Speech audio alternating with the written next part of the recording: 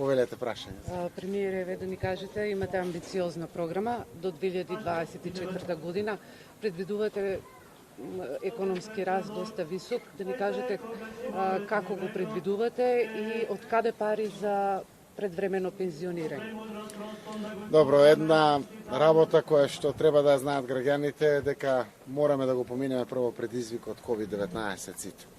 Знаеме дека е борба за секое работно место, за сочувување на секоја плата. Навистина, граѓаните сака да го одминат и здравствениот аспект на кризата, но и економскиот аспект на кризата.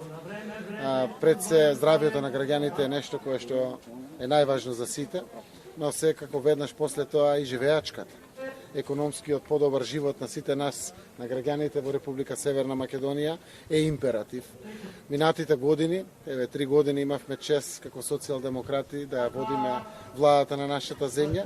Успеавме покрај големите прашања, решавањето на проблемот со Грција, со Бугарија, членството во НАТО, меѓуетничките отворени прашања ги затворивме во државата и имаме искрена надеж дека после се можеме сите овие придобивки да ги искористиме за економски стандард, за одигање на платите, на пензиите, на поквалитетен живот на сите граѓани.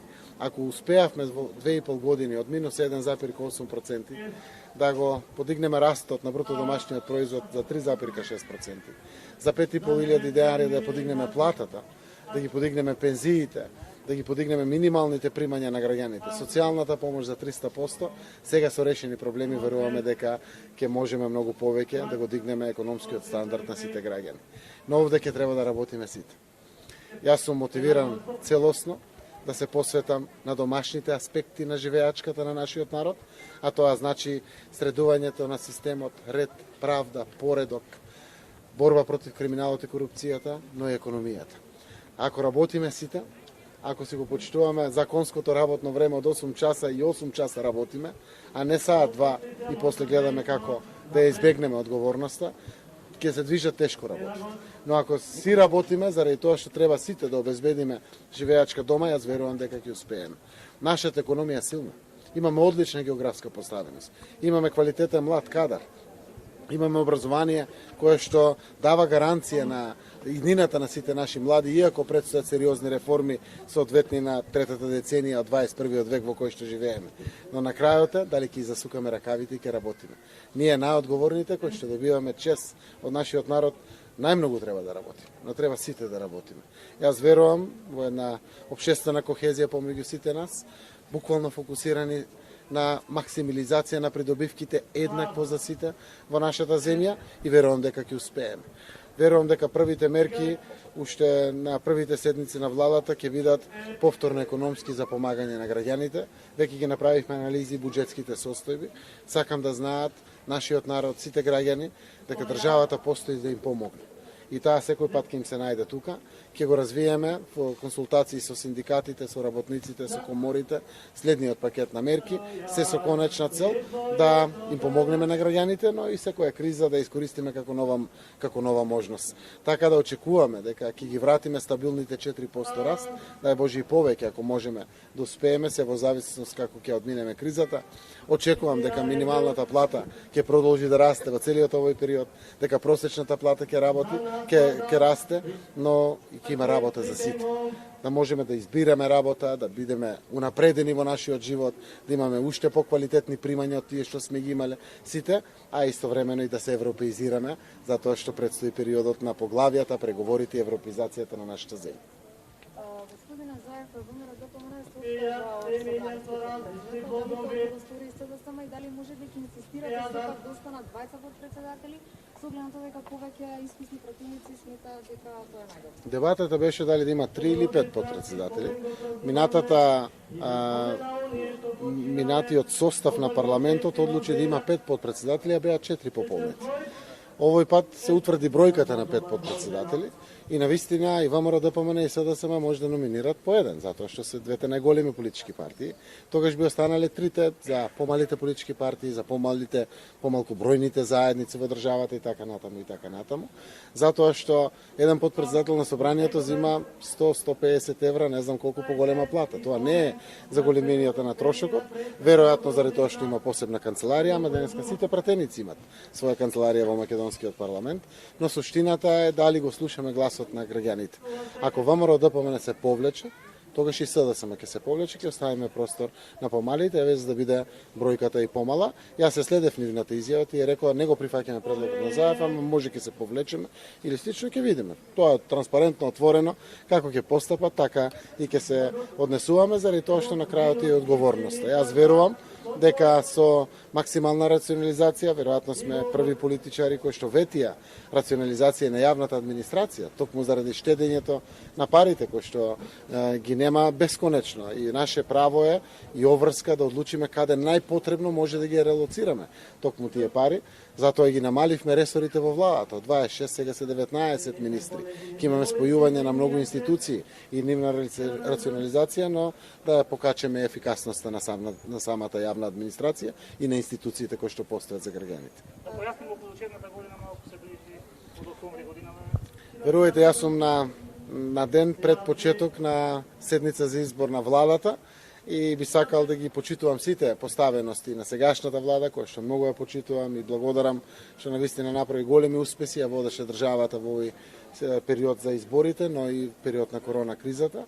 Она кое што досега го разговараме со нашите министри, пред се со министерот за здравство Венко Филипче, кој што денеска е овде со нас во Македонска Каменица, па потоа во Берово, заедно со генералниот секретар на СДСМ Љупче Николовски, кој што ќе биде нов потпредседател на владата. Разговаравме со Венко, разговаравме со Мила Царовска, новиот министар за образование, ги имам информации од сегашниот министар за образование, се димензионираат политики да школската година почне малку подоцна, затоа што и самиот број на часови ќе биде скратен, односно должината на самите часови, организацијата целосно се поставува, дел од одлуките веќе владата или самото министерство ги има донесено, дел ние на прва седница на влада ќе ги потврдиме, но интенцијата е 1 октомври да почне годината. Приватните школи секој пат и траела кај нив школската година и повеќе, може да почнат некои на 15 како нова кои што имаат веќе обезбедено протоколи здравствени и некои други приватни училишта кои што тоа го прават. Суштината на размислувањето, уште е размислување да се почне прво, второ и трето оделение, заради тоа што се работи за писменоста на нашите деца, затоа што онлайн настава тешко ќе ги описмениме децата да од тие токму години. Понатаму сето другото е онлайн настава со опции. Општините ќе прават проценка согласно протоколите, согласно бројот на заразени во општината, во регионот каде што живеат граѓаните и вкупниот број на дечиња. Не знам, ако имаме едно 600 училишта во државата, проценка е дека некај 350 може да се организира доколку родителите одлучат, училишните одбори, градоначалникот и советот направат проценка и затоа државната комисија која што е определена веќе со одлука на влада ќе даде согласност за ваквата работа. Најважно е здравјето на дечињата. Верувам дека понатаму можеме да развиеме и други комбинации, следејќи го пред се здравствениот аспект на учениците, односно на нашите деца. Имаше и размислување 6 оделение да оди физичка настава, прва година средно училиште да оди физичка настава, но она што досега е утврдено е 1 октомври, прво, второ и трето оделение да почнат со физичка настава и секако онлайн настава со сите можни опции. Имаме населени места кои што имат по 7 дечиња во паралелка. Или се вкупно има 25 дечиња во 4 оделенија, да ги кажеме, или 4 години на образование. Имаме навистина помал број на ученици во скоро 50% од државата. Така да верувам таму каде што ќе одлучат учениците, градоначалниците, советниците, наставниот кадар, сите заедно како најодговорни ќе се организира наставата. Но штом ќе ги донесеме одлуките, министерката за образование ќе ги соопшти јавно, секако и ние другите членови на владата. Дали веќе е договорена распределата на директорските места со Не, тоа е нешто што се разговара и е сложен процес. Знаете дека си имав чест 2017, 1 јуни, станав председател на владата. Некаде почетокот на август ги одлучувавме одлуките. Зошто? Заради тоа што не се прави груба распределба кој каде ќе има одговорност, туку кадрите кои што се нудат на маса, кои што како потенцијал кој што ги имаме, секако не само од политичките партии, туку од експертите, професионалците во државата и така ќе ги утврдувам. Верувам дека во текот на септември овие одлуки ќе се носат, за најдосна на почетокот на октомври да бидат донесени. 3 работи на кратко. Првата работа е со кои проблеми прво ќе се пати во костец од владата, второто е напомнавте неколку сегменти за решавање на граѓанските проблеми, значи ли тоа дека Македонија ќе има натрешна влада? И третата работа, ваш коментар за актуелниот штрайк во Штипска Баргала. Работниците тврдат дека не ја добиле корона платата, така да ја кажеме 14.200, меѓутоа опозицијата тврди дека таму има обструкција на релација синдикат и новиот пратеник Сашко Николов, кој што фирма е нивно семејно.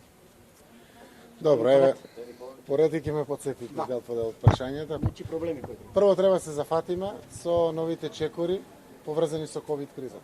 Тоа значи прво образованието и детските градинки, многу е важно. Е развојот на четвртиот пакет на мерки, кој што верувам со новиот министер за финансии и со другите економски ресори, внимателно ќе ги развиеме, со дослуг со синдикатите, работниците, работодавачите, коморите и така натаму, со сите. Една од првите работи е да падне објектот пред Мавровка, заради тоа што е дивоградба и ќе направиме се како влада, разработивме идеи, верувам дека ќе ги утврдиме заедно со правните прописи во државата. Законите кои што не поминаа во собранието заради распуштањето на собранието, ќе ги обновиме, ќе ги вратиме назад. Тука се работи за многу квалитетни закони. Еден од тие закони е размислувањето за пензионирање порано на нашите граѓани, а тоа е законот за порано пензионирање, односно со 64 години и 62 години жените да имат опција за одлуката. Ова го имаме заради тоа што приходите во фондот за пензиско растат, дури во време на корона криза 7 до 8% растат. Во пред кризата растеа до 12-13%. Фондот, како што знаете, е стабилизиран. Има таква можност заради тоа што ако примите нова количина на граѓани пензионери кои ќе имат нови издатоци самиот фонд за пензиско осигурување, точно е дека ќе бидеме влада посветена дома. Затоа што дефинитивно во првиот период, најголем дел од времето, помина на меѓународните прашања, ама успеавме. Денеска сме членка на НАТО, добивме одлука за почеток на преговорите, го решивме проблемот со Бугарија, го решивме проблемот со Грција и така натаму. Денеска сме пријатели со сите соседи, сме интегрирана земја и верувам дека сето тоа ќе има економски пред се придобивки за граѓаните, но и придобивки од севкупен квалитет на живот. Посветеноста дома значи економија доминантно, значи владење на правото, правда еднаква за сите и буквално зголемување на ефикасноста на самиот наш правосуден систем, но и правичноста севкупна во државата, посветеност на екологијата, посветеност на образованието и здравството како важни сегменти, но и сите останати сегменти, културата, социјалната заштита и така натаму и така. Да, и на третото ваш коментар за актуелниот штрайк во Баргала. Значи пратеникот Сашко Николов е доктор хирург, кардиолог, кој што го покрива буквално целиот источен и југоисточен регион. Дел од неговото семејство, каде што е женет, е секако собственик на Баргала и следа во кампањата поврзаност. Прво треба да направиме разграничување. Баргала е дејност која што за жал е трудоинтензивна и тешко погодена, како и многу други дејности. Наоѓаат начин како да се реши. Владата помага на сите компании и помага и на Баргала. Верувам дека ќе можеме да асистираме и во следниот период, заради тоа што и фирмите постојат заради работниците, и државата постои заради граѓаните и работниците и така натаму и така натаму. Јас верувам дека газдите, работодавачите и работниците ќе изнајдат решение. Затоа што се работи, ако се работи треба да се даде плата. И верувам дека сите се свесни дека законите во Македонија постојат. Ако државата дала плата, а таа не е исплатена, постои кривична одговорност. Веќе се отворени постапки за кривична одговорност према многу компании. За жал се тоа многу мали компании кои што не ги исплатиле тие плати, односно компании со по еден, со по двајца до тројца вработени, но законот важи еднакво за сите. Така да апелирам до сите да се почитуваат законите, да се почитуваат работниците, да се влезе во диалог со синдикатите, да се изнајде решение. Јас преку вас, медиумите, синоќа разбрав дека е постигнат некој договор.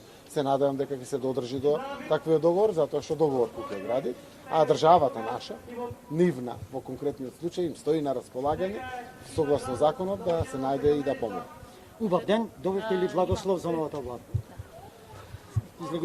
Денеска, како што реков, благословот го барам од Мајка Богородица. Денеска успение на Пресвета Богородица, нашата молба е да не чува и заштитува сите нас, граѓаните во државата. Секако чувајки ни, заштитувајки ги, се молиме на Господ да ни даде памет, трпение и сила, да мудро и успешно му служиме на нашиот народ, заради тоа што предизвикот е голем, одговорноста е голема. Благословот ќе го бараме ние по нашите цркви, христијаните православни, останатите граѓани во џамиите и така натаму, но со вербата во Господ верувам дека ќе успееме многу да направиме за целиот наш народ и за целата наша земја. Две кратки прашања. Едното, какви се плановите со локалните избори и пред се аспектот на Штип, градоначалникот заминува во централна власт.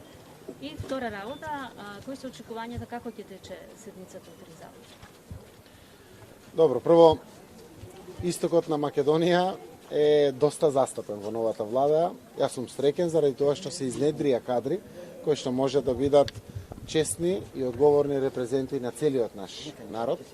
А покрај градоначалникот на Штип, Берово има министер, Крива Паланка има министер, и така натаму. Јас сум од Југоисточна Македонија, живеам во Струмица, но ова го кажувам заради тоа што кога се прави селекција и на првите функции во државата, се води грижа и за територијалната застапеност, за застапеноста на мажи и на жени во владата. Верувам дека владата заедно со советот на општината ќе изнајде решение кога е најдобро, но пред се во консултации со Министерството за здравство. Дали е најдобро да се оди сега октомври, ноември или треба во февруари, заради тоа што рокот е 6 месеци да најмногу веде и после мора да се оди на избори. Верувам дека заедно ќе утврдиме одлуката како е најдобро и во интерес на граѓаните. Јас утре очекувам плодна дебата во парламентот, секогаш македонскиот парламент имал дебата за изборот на владата. Веќе подготвуваме експозе, денеска половина денот ќе го искористам да го дозавршам експозето со сите детали од владината нова програма која што е доставена и да испратам охрабрувачката порака за целиот наш народ, секако прво да ја пребродиме кризата, но и да се зафатиме со работа заради тоа што верувам многу во ова наша земја и во целиот овој наш народ дека може да има подобра живеачка за сите и ќе успееме. Затоа одевме решавајќи ги меѓународните прашања, чекор по чекор ја кревавме економијата и верувам дека придобивките ќе ги осетат сите. Јас користам неколку зборови, а ќе кажам од мојот пријател, премиерот на Чешка Бабиш, зборуваше: Зоран, годините на преговорите буквално гледате како пред очи ви се менува на подобро земјата. Се европеизира, се крева стандардот, се вградуваат вредности и принципи, се враќа на смевката и среќата кај граѓаните. Тоа е мојата водилка, која што ме води во целиот овој 4-годишен период. Но барам помош денеска на овој голем празник за мене како христијанин, барам помош од целиот наш народ. Барам да се вградиме сите, заради тоа што ни е оврска да оставиме оставштина на нашите деца, да живеат подобро од нас и да биде подобро за сите. Ви благодарам на сите. Едно прашање, бидејќи ВМРО ДПМН се повлече од позицијата за подпредседател во Собранието, дали се сама ќе го одговорите? Има. Иако во нивната изјава видов дека тие не го прифаќаат предлогот на ЗАЕФ, ама ќе се повлечат, ама сепак ќе дискутирале во партија. Значи јас останувам на тоа што го кажав јавно. Ако ВМРО ДПМН се повлече од предлог за председател на Собранието и СДСМ ќе се повлече, ќе останат трите места за помалку бројните заедници, за помалите партии, за нивна застапеност, а на тој начин ќе направиме рационализација. Го прашав досегашниот подпредседател Горан Мисовски, колку Горане зимате плата повеќе, вика 100 евро зимаме плата повеќе. Не е заради ова платата или слично, веројатно канцеларијата, кола, не знам што следува со тоа, но слушнавме реакцијата на граѓаните и затоа излеговме со еден ваков став. Верувам дека ќе продолжиме да ги слушаме граѓаните, многу често преку вас новинарите, за да бидеме и послушна и одговорна власт, да му служи и честно на нашиот народ.